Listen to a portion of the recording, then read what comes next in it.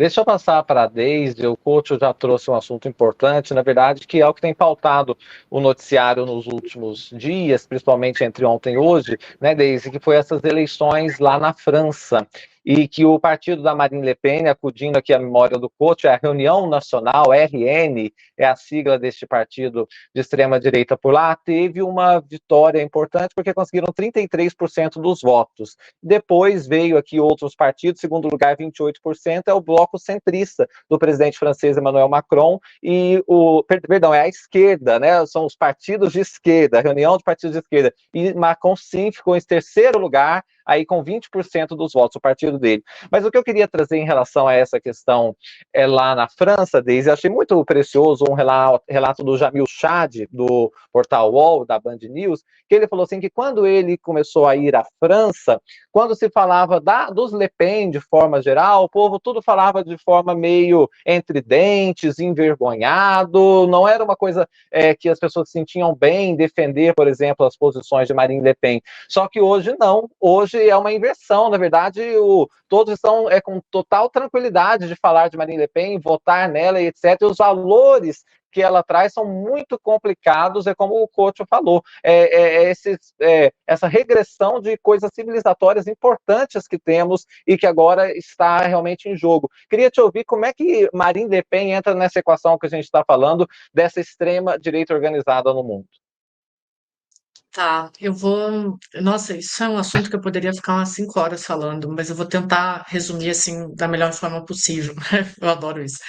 O que que acontece? Tanto na Europa como aqui no Brasil, aconteceu um movimento mais ou menos assim, ó. Eu vou ter que falar isso, fica um pouco chato, mas eu vou explicar, tá? Depois da queda do Muro de Berlim, a gente fala que houve uma queda também nas barreiras entre esquerda e direita, tá? Então, essas barreiras elas ficaram um pouco confusas. Alguns, alguns governos de esquerda assumiram o poder, mas se entende na ciência política de que eles não deram conta de responder aos anseios da sociedade, eu estou falando agora um pouco mais de Europa, tá? Mas aos anseios da sociedade europeia depois da queda do Muro de Berlim.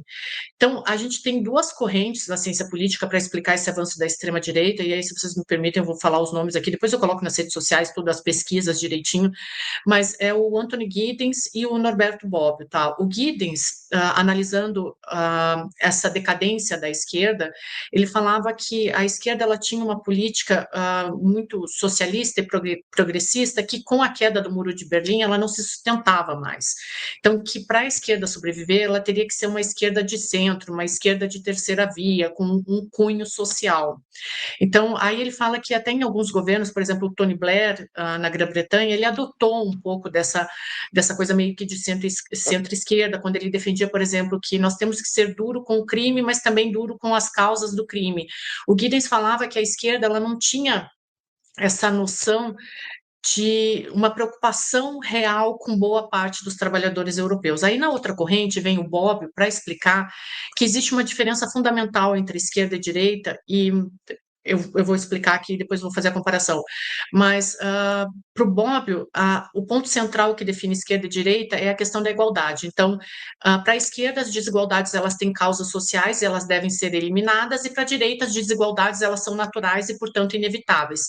Só que a esquerda ela não consegue responder a, a, a uma forma para acabar com as desigualdades sociais que eles tanto defendem que tem que ser eliminado. Então, enquanto a esquerda não souber entender esses dois pontos, isso é uma discussão que acontece na ciência política, tá, gente? Enquanto a esquerda não souber entender esses dois pontos, tanto defendido pelo Giddens e pelo Norberto Bobbio, que é essa questão de ter um cunho um pouco mais socialista e oferecer uma resposta objetiva para as questões que hoje permeiam a Europa, a extrema-direita vai continuar avançando. Então, por isso que a gente fala assim, por exemplo, qual é o grande ponto hoje na Europa que tem feito com que avance a extrema-direita? Tem alguns pesquisadores que estão com estudos bem muitíssimo atuais, eu não sei nem pronunciar os nomes deles, tá? Porque é um monte de consoante, mas depois eu passo tudo para vocês, mas eles falam que o ponto central na Europa é a questão da imigração, que a extrema-direita ela oferece respostas mais efetivas do que a esquerda,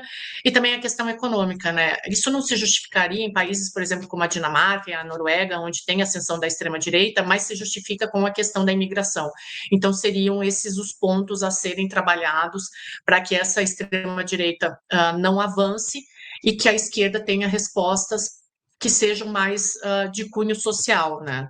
Mas se a gente for parar para pensar, tudo está no mesmo cerne, por isso que é muito legal a gente estudar a ciência política, mas tudo está no cerne da desigualdade econômica, desigualdade social, e é isso que acaba movimentando essa ascensão da extrema-direita. Desculpem se eu fui prolixa demais, mas acho que não tem como falar disso sem falar desses atores todos, né? Foi maravilhosa, foi uma aula, não foi, Silvia Colombo? Ô, Deise, eu tô agora com uma ideia de terceirizar a minha obrigação, que é pedir para o pessoal dar like, é porque eu acho que você também tem uma força tão grande aqui na nossa audiência, que eu vou pedir para a Deise chocar e pedir para o pessoal dar like. Nossa audiência está o dobro do número de likes, Deise, então quer dizer que se todo mundo se mobilizar, a gente pode dobrar essa meta. Sim, deem um like. Eu sempre falo isso, assim, eu acho que o conteúdo do My News é um dos melhores que a gente tem disponível hoje. Eu sou fã de vocês. Esses dias eu postei uma foto minha, eu tô aqui, Silvia, desde que isso daqui era mato. Quando o My News surgiu, eu já participava, eu ligava para a Mara, eu quero participar, eu quero fazer parte disso. Então, deem um like, ajudem, se inscrevam aqui no canal, que realmente é um dos canais mais maravilhosos que a gente tem no Brasil hoje. Então, deem um like aqui, deixem os comentários para o YouTube espalhar esse conteúdo.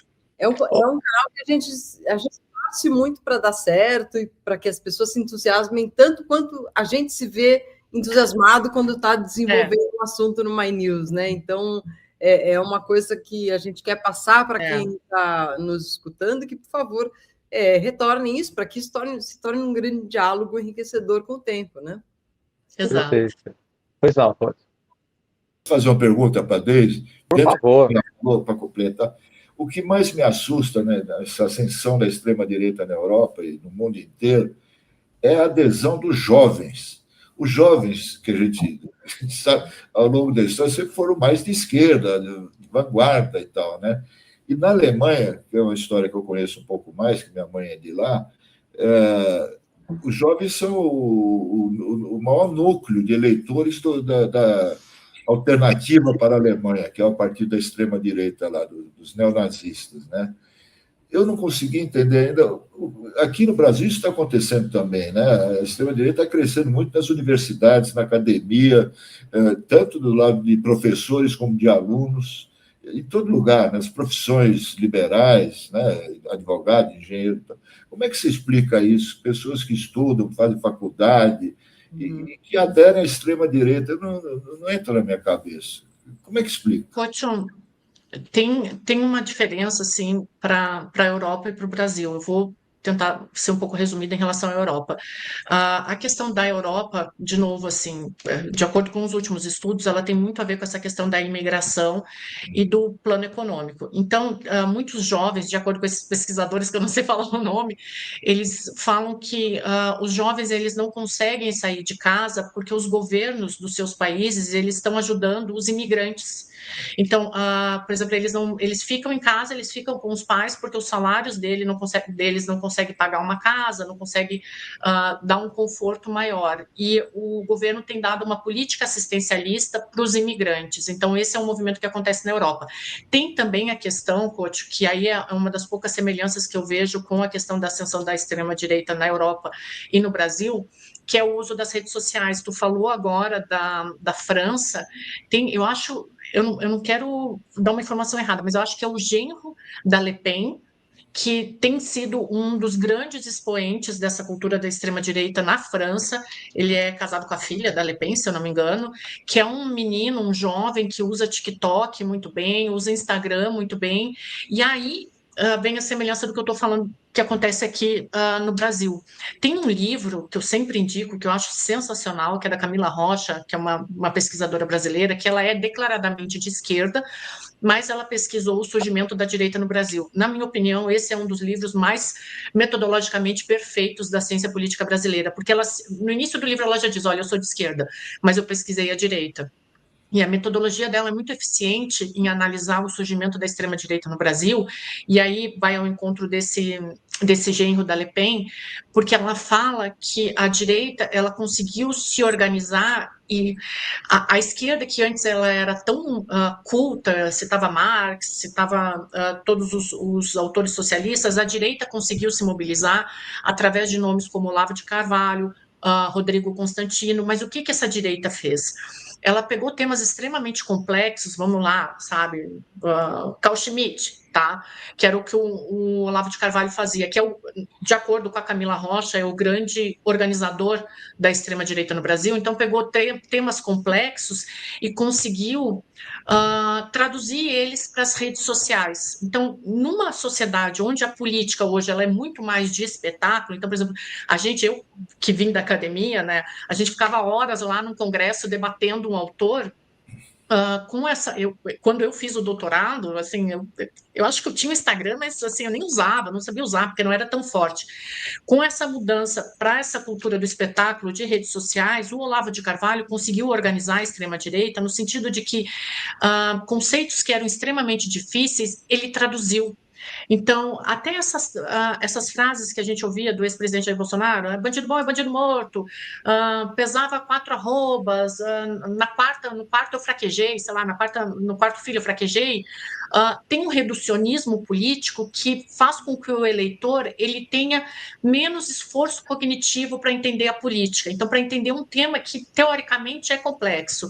Então o Olavo de Carvalho ele conseguiu fazer com que pessoas que até então não participavam da política por achar que ela era um assunto complexo de partidos, de ideologias, elas começaram a entender a política e aí elas se sentiram representadas. Some-se a isso o fato, sim, do brasileiro ter uma pecha conservadora, no sentido de não ter questões muito bem resolvidas. A gente sabe que essas questões progressistas da esquerda, elas ainda não são muito aceitas pela população. Então, o Olavo de Carvalho, ele conseguiu unir esse conservadorismo e esse reducionismo político. Quando eu dou entrevista em veículos de direita, o pessoal quase me mata, mas foi isso que aconteceu. Ele conseguiu reduzir a política e transformar ela numa coisa de fácil associação cognitiva. Então, eu não tenho que fazer esforço para participar de um debate que está todos os dias nos jornais. Então, eu também sou importante. Então, a ascensão da extrema-direita ela se passa por isso, e também pelo domínio das redes sociais, que é uma coisa que eu acho que aqui no Brasil poucos representantes da esquerda conseguem fazer isso.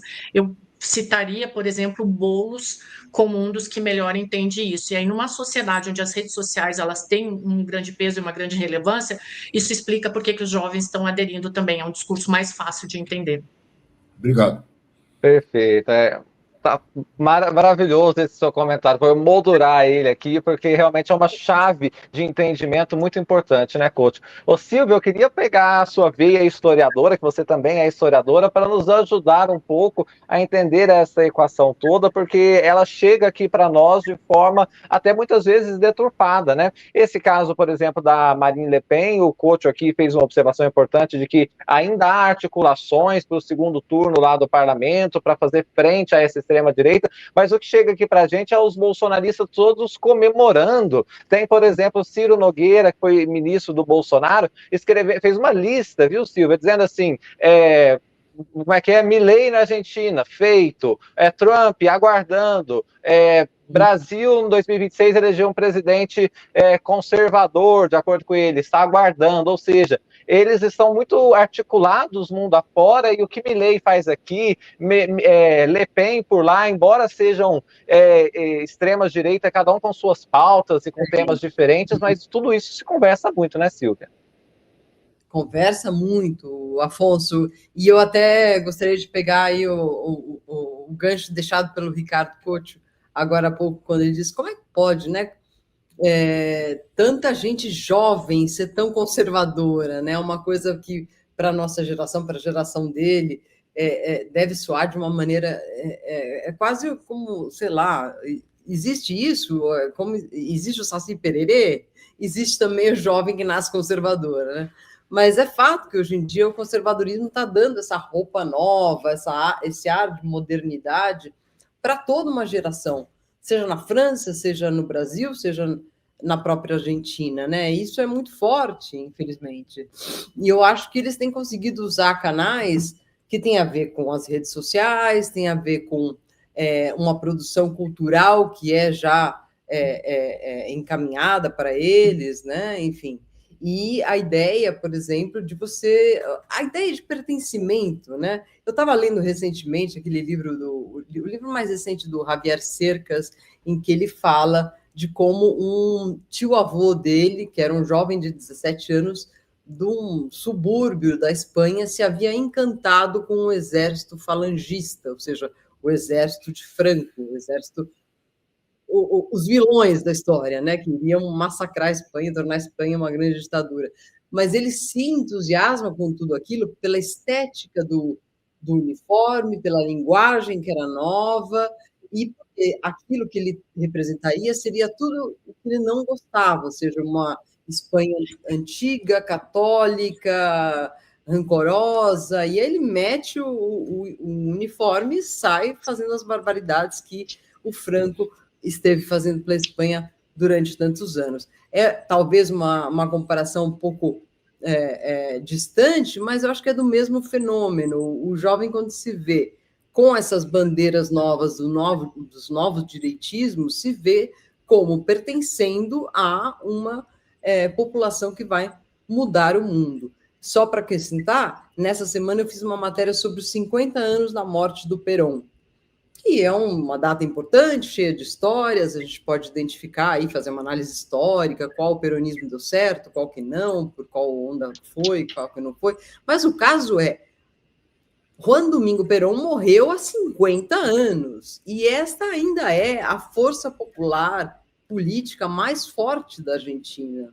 A maior parte dos argentinos nasceu depois de sua morte, e ainda assim, essa figura, num país que tem uma figura presidencial a imagem de um líder, ainda é muito importante. Então, a gente tem muito que aprender, principalmente não só na Argentina, na América do Sul, no Brasil, o quanto a gente dá o valor à personalidade dos nossos líderes, mas achar, como se diz por aqui, mas mais até do que o contexto que a gente está vivendo, né?